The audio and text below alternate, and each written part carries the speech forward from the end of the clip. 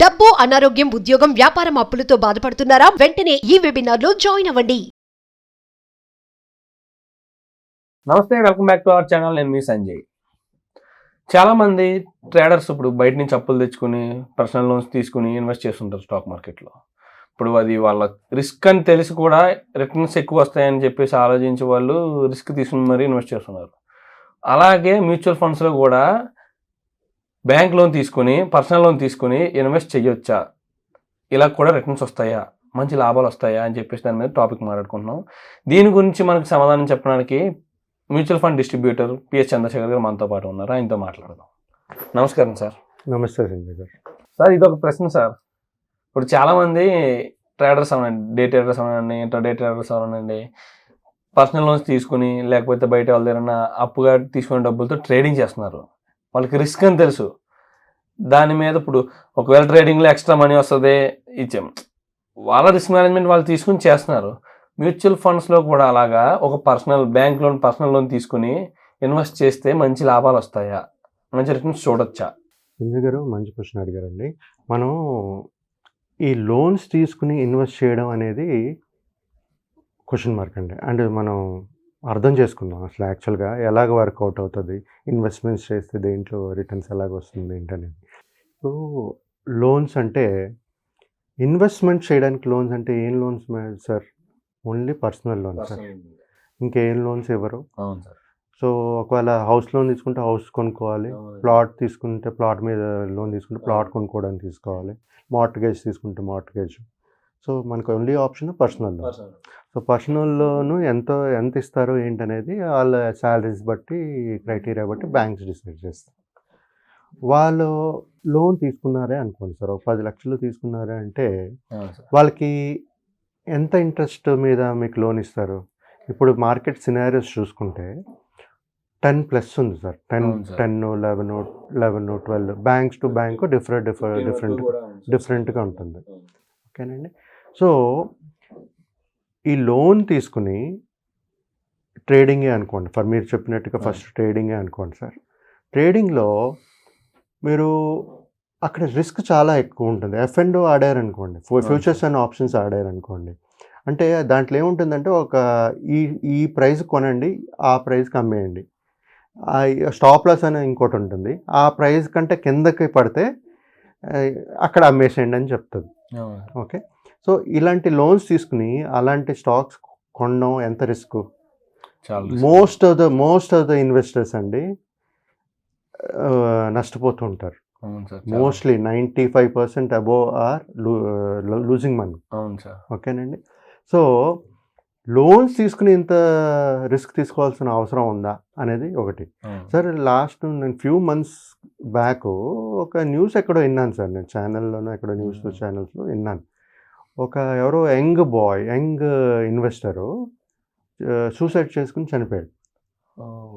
Same scenario sir. అంటే అప్పులు చేసి ఇన్వెస్ట్ చేసి డబ్బులు నష్టపోయి ఏం చేయకుండా సంపాదించిన అబ్బాయే, ఈజ్ ఎర్నింగ్, బట్ అప్పులు మించిన అప్పులు చేశాడు. ఇప్పుడు ఇన్వెస్ట్మెంట్ ట్రేడింగ్ అనేది కూడా ఒక జోదంలాగా అయిపోయింది. ఇప్పుడు ట్రేడింగ్ కూడా ఏంటంటే సార్, ఇప్పుడు ఒకరు అమ్మితే ఇంకొకరు కొనాలి.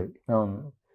అందరూ ఇప్పుడు ఎవరో అమ్మేవాడు ఉంటే కదా కొనేవాడు ఉంటాడు. అవును సార్. సో అదే ఇది బై సెల్ అంటే ఈ ప్రైస్లో కొనండి, ఆ ప్రైస్లో అమ్మేయండి అని చెప్తుంటారు. ఓకేనండి. సో ప్రాఫిట్ వస్తే వెల్ అండ్ గుడ్, హ్యాపీ. కానీ అస్తమానం వస్తాయా? రాదండి. 95 అబోవ్ 80, 97, 98% డబ్బులు కోల్పోయిన వాళ్ళే ఉన్నారు ట్రేడింగ్లో. ఇప్పుడు మనం మ్యూచువల్ ఫండ్స్కి వద్దాం సార్. మ్యూచువల్ ఫండ్స్లో ఇప్పుడు మీరు 10%, ఫర్ ఎగ్జాంపుల్ 11% పర్సనల్ లోన్ తీసుకున్నారు, మ్యూచువల్ ఫండ్స్లో ఇన్వెస్ట్ చేశారు. ఆయన లాంగ్ టర్మ్, ఇప్పుడు లోన్ అంటే బ్యాంక్ లోన్ అంటే 5 years ఇస్తారు, 10 years ఇస్తారు, డిపెండింగ్ ఆన్ వాళ్ళకి ఎన్ని ఇయర్స్ కావాలి ఏంటి అనేది దాన్ని బట్టి ఇంట్రెస్ట్ కూడా ఉంటుంది. సో మినిమం తీసుకుంటే 10-11% పర్సనల్ లోన్ మీద వాళ్ళు ఇంట్రెస్ట్కి ఇస్తున్నారు, లోన్ ఇంట్రెస్ట్. సో తీసుకుని మ్యూచువల్ ఫండ్స్లో ఇన్వెస్ట్ చేస్తారు, బాగానే ఉంది. సో మ్యూచువల్ ఫండ్స్లో మీకు ఎంత రిటర్న్స్ వస్తుంది అనుకుంటున్నారు? ఒక ఇన్వెస్టర్గా ఉండి అంటే 11% నేను లోన్ తీసుకుంటున్నాను, ఇక్కడ పెడుతున్నాను, అంటే ఇక్కడ మీ ఎక్స్పెక్టేషన్ రిటర్న్స్ ఎంత ఉంది, ఎక్కువ ఉండాలి కదా. అవునండి. సో మనకు వచ్చేది ఏంటి 12-15%, యావరేజ్ 15% తీసుకుందాం సార్. అంటే సార్ ఈ ప్రశ్న ఏ సీనియర్లు అడిగానంటే అండి, చాలామంది చెప్తున్నారు కదా సార్, ఇప్పుడు యూట్యూబ్లో కానీ వీటిల్లో కానీ చాలామంది చెప్తున్నారు 40% వచ్చేస్తుంది, 30% వస్తుంది మ్యూచువల్ ఫండ్స్లో అని చెప్పేసి ఒక ఎస్టిమేషన్ చెప్తున్నారు. వాళ్ళు యాంఫీ రిజిస్టర్డో నార్మల్గా చెప్తున్నారో వాళ్ళనేది తెలియదు. అది అంటే యాంఫీ రిజిస్టర్డ్ ఎవరైనా మ్యాక్సిమం ఈ టైప్లో చెప్పలేదు. ఇప్పుడు నార్మల్గా స్టాక్ మార్కెట్ మీద బేసిక్ నాలెడ్జ్ ఉన్న వాళ్ళు ఈ విధంగా చెప్తున్నారండి.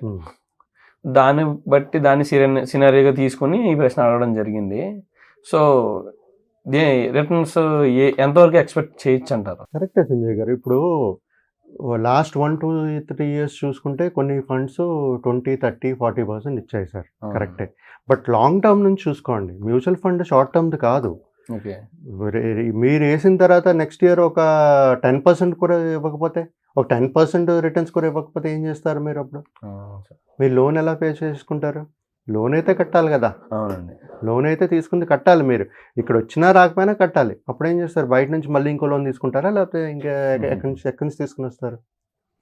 సో నేను చెప్పేది ఏంటంటే, లోన్ తీసుకుని మ్యూచువల్ ఫండ్స్లో ఇన్వెస్ట్ చేయడం అనేది స్ట్రాటజీ కాదు సార్. మీరు ప్రతి ఒక్కరూ ఉద్యోగం చేస్తారు సార్, ఎంతో కొంత సంపాదిస్తారు. 10,000 అనుకోండి, పోనీ సంపాదిస్తుంది. 10,000లో ఒక 1,000 రూపాయలు లోన్ తీయకుండా మీరు వేసుకోండి, ప్రతి నెల వేసుకోండి, సిప్ వేసుకోండి, మీకు ఎంత రిటర్న్స్ వస్తాయో చూడండి. అర్థమవుతుందా సార్? ఇప్పుడు సంజయ్ గారు, ఇంకోటి ఏంటంటే, ఇప్పుడు లోన్ తీసుకునేటప్పుడు ప్రతి నెల మనం కంపల్సరీగా కట్టుకుంటూ ఉండాలి. అవును సార్. నేను ముందు చెప్పినట్టుగా మనకి డబ్బులు వచ్చినా డబ్బులు రాకపోయినా, మన మ్యూచువల్ ఫండ్స్లో ఇన్వెస్ట్ చేసినా ట్రేడింగ్ చేసినా మనం అయితే ఈఎంఐ అయితే కట్టాలి. అవును సార్.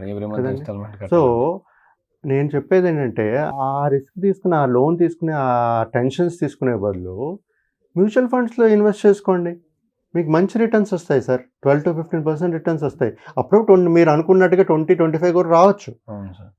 వస్తే బాగానే ఉంటుంది. లోన్ తీసుకుని మీరు పెడితే అంటే మీకు 30% రిటర్న్స్ వస్తే బాగానే ఉంటుంది. రాకపోతే మీరు లోన్ ఎలా కడతారు, ఈఎంఐ ఎలా కడతారు మీరు? అవును సార్. ఇదంతా ఏంటంటే సార్, ఒక గ్యాంబ్లింగ్ అంటారు. లోన్ తీసుకుని, అప్పు తీసుకుని మళ్ళీ గ్యాంబ్లింగ్. నేను ట్రేడింగ్ గురించి మాట్లాడుతున్నాను. గ్యాంబ్లింగ్ అంటే సంథింగ్ సిమిలర్ టు ట్రేడింగ్ అండి, అంతే. అది అంత రిస్క్ తీసుకోవాల్సిన అవసరం లేదు సార్ ఎవరికి. ఇప్పుడు ఆ ఇన్స్టాల్మెంట్ ఎలాగా కట్టాల్సి వస్తుంది మీరు ఎవ్రీ మంత్ ఈఎంఐ, దాని బదులు ఎస్ఐపి చేసుకుంటే బెస్ట్ అని చెప్పేసి అంటున్నారు మీరు.